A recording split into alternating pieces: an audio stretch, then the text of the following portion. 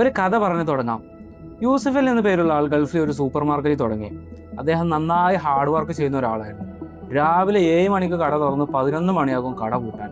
അയാൾ ബില്ലിംഗ് കൗണ്ടറിലാണ് ഇരിക്കാറുള്ളത്. കാരണം പണമിടപാട് താൻ തന്നെ ചെയ്യണമെന്നും മറ്റുള്ള ആളുകൾ അത് കൈകാര്യം ചെയ്താൽ അത് ശരിയാകില്ല എന്നും വിശ്വാസമുള്ള ആളായിരുന്നു.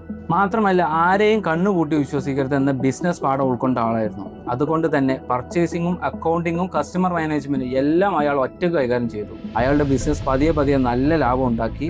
ആളുകൾ അദ്ദേഹത്തെയും ആ കടയും ഇഷ്ടപ്പെട്ടു.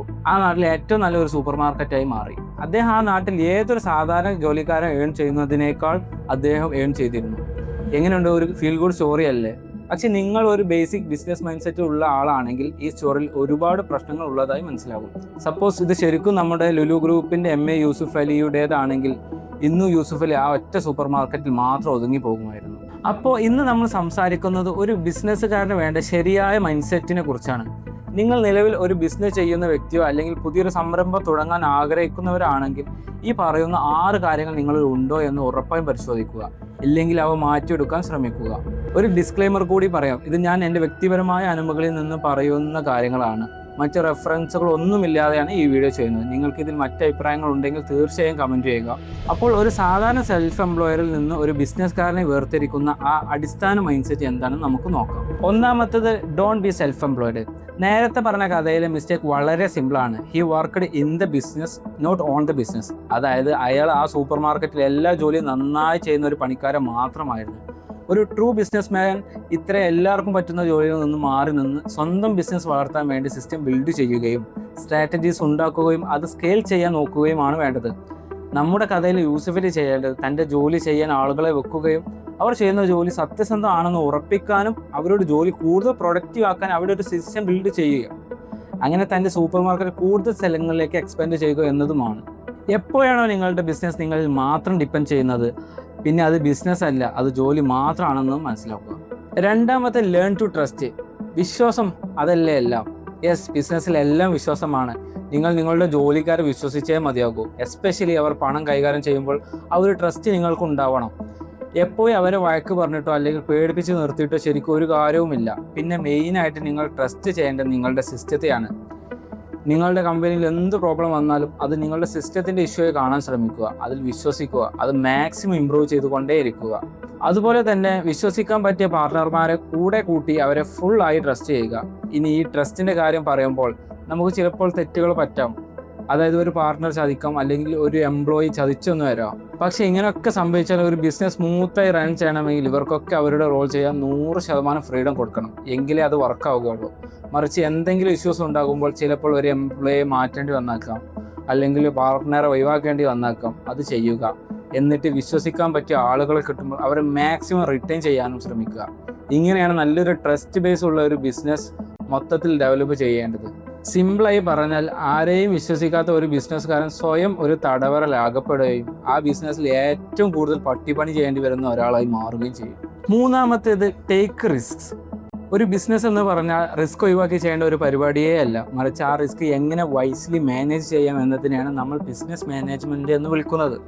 നിങ്ങളുടെ ലാഭം സ്വന്തം ബിസിനസ്സിൽ തന്നെ റീഇൻവെസ്റ്റ് ചെയ്യാൻ പഠിക്കണം.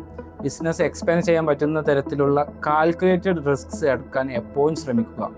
ഒരു ഇൻവെസ്റ്ററെയോ അല്ലെങ്കിൽ പുതിയൊരു പാർട്ട്ണറെയോ ആഡ് ചെയ്യുന്നത് ഇതിൻ്റെ ഭാഗമാണ്. ഞാൻ പലപ്പോഴും ചിന്തിക്കാറുള്ള ഒരു കാര്യമുണ്ട്. പലരും ബിസിനസ്സിൻ്റെ ഷെയർ മറ്റൊരാൾക്ക് കൊടുക്കാൻ മടിക്കുന്നത് കൊണ്ടാണ് പല ബിസിനസ്സും വളരാത്തത്. സത്യത്തിൽ നമ്മുടെ ബിസിനസ്സിനെ പറ്റി നമുക്ക് ഇത്രയേറെ അറിവും കോൺഫിഡൻസും ഉണ്ടാക്കുമ്പോൾ നമുക്ക് ഏറ്റവും കൂടുതൽ റിട്ടേൺ കിട്ടുക സ്വന്തം ബിസിനസ്സിൽ തന്നെ പണം വീണ്ടും ഇൻവെസ്റ്റ് ചെയ്യുമ്പോഴാണ്. ഫൈനാൻഷ്യലി പറയുകയാണെങ്കിൽ നമ്മൾ ഇൻവെസ്റ്റ്മെൻറ്റ് ഡൈവേഴ്സിഫൈ ചെയ്യണം എന്നൊക്കെ പറയും. പക്ഷേ ഒരു ഹൈ റിട്ടേൺ ലഭിക്കണം എന്നുണ്ടെങ്കിൽ സ്വന്തം ബിസിനസ്സിൻ്റെ ലാഭമെടുത്ത് അതിൽ തന്നെ റീഇൻവെസ്റ്റ്മെൻറ്റ് ചെയ്യണം. ലോകത്തിൽ പണം ഉണ്ടാക്കാൻ പറ്റുന്ന ഏറ്റവും നല്ല മാർഗം ബിസിനസ് മാത്രമാണ്. നാലാമത്തത്, വിഷൻ. ഏതൊരു കാര്യത്തിനും കൃത്യമായ ഒരു വിഷൻ വേണം. ഞാൻ പലപ്പോഴും കൺസൾട്ട് ചെയ്യാറുള്ളത് പോലെ ആ വിഷൻ എപ്പോഴും അൾട്ടിമേറ്റ് ആയിരിക്കണം. അതായത് നമുക്ക് പെട്ടെന്ന് എത്തിപ്പിടിക്കാൻ പറ്റാത്ത, എന്നാൽ നമ്മളും നമ്മുടെ കമ്പനി എപ്പോഴും അതിലേക്ക് അടുക്കാൻ ശ്രമിച്ചുകൊണ്ടിരിക്കുന്ന ഒന്നായിരിക്കണം അത്. ഈ വിഷൻ വ്യക്തിപരമായും അതുപോലെ ഓരോ ബിസിനസ്സിലും വെവ്വേറെ ഉണ്ടാകണം. നമ്മൾ ഒരു വിഷൻ സെറ്റ് ചെയ്ത് കഴിഞ്ഞാൽ പിന്നെ എടുക്കുന്ന ഏതൊരു തീരുമാനവും ആ വിഷനുമായി അലൈൻ ആകുന്നുണ്ടോ എന്ന് നോക്കണം. ഓരോ ചെറിയ ഡിസിഷൻ എടുക്കുമ്പോഴും ഇത് വിഷൻ സപ്പോർട്ടീവ് ആണോ എന്ന് ചിന്തിക്കുക. നിങ്ങൾ നിങ്ങളുടെ കമ്പനിക്ക് വേണ്ടി ഒരു വിഷൻ ക്രിയേറ്റ് ചെയ്താൽ നിങ്ങളുടെ കാലശേഷവും ആളുകൾ ആ ലക്ഷ്യത്തിന് വേണ്ടി പ്രവർത്തിച്ചുകൊണ്ടേയിരിക്കണം. അത്രക്കും പവർഫുൾ ആയിരിക്കണം നിങ്ങളുടെ വിഷൻ. അഞ്ചാമത്തത്, build the system and know the functions. നിങ്ങൾക്ക് എല്ലാ കാര്യത്തിലും ഒരു എക്സ്പേർട്ട് ആവാൻ കഴിയില്ല, അത് ഇമ്പോസിബിൾ ആണ്. പക്ഷെ നിങ്ങൾക്ക് ഒരു നല്ല ബിസിനസ് ബിൽഡ് ചെയ്യാൻ കഴിയുമെങ്കിൽ നിങ്ങളെക്കാൾ കഴിവുള്ള ആളുകളെ അതിൻ്റെ ലീഡർഷിപ്പ് റോളുകൾ വെക്കാനുള്ള മനസ്സ് കാണിക്കണം. അതുപോലെ തന്നെ ഒരു ബിസിനസ്സിലെ എല്ലാ ഫങ്ഷൻസിനെ പറ്റിയും നിങ്ങൾക്കൊരു ബേസിക് അറിവുണ്ടായിരിക്കണം. അതായത് ഒരു ബിസിനസ്സിൽ finance, HR, marketing, operations, IT, R&D തുടങ്ങിയ ഡിപ്പാർട്ട്മെൻറ്റുകൾ കൊണ്ട് എന്താണ് ഉദ്ദേശിക്കുന്നത് എന്നതിനെ പറ്റി കൃത്യമായ ഒരു ധാരണ വേണം. ഓരോ ഫംഗ്ഷനും എങ്ങനെയാണ് വർക്ക് ചെയ്യുന്നത് എന്നറിഞ്ഞാലേ നിങ്ങൾക്ക് ആ സിസ്റ്റത്തെ കൃത്യമായി മാനേജ് ചെയ്യാൻ പറ്റൂ. ഓരോ ബിസിനസ് ഫംഗ്ഷനെയും പറ്റി നിങ്ങൾക്ക് അറിവ് എത്തിക്കാൻ വേണ്ടിയാണ് ഈ വീഡിയോ സീരീസ് ഞാൻ ചെയ്യുന്നത്. ആറാമത്തത്, look at business as an organisation, not a money making machine.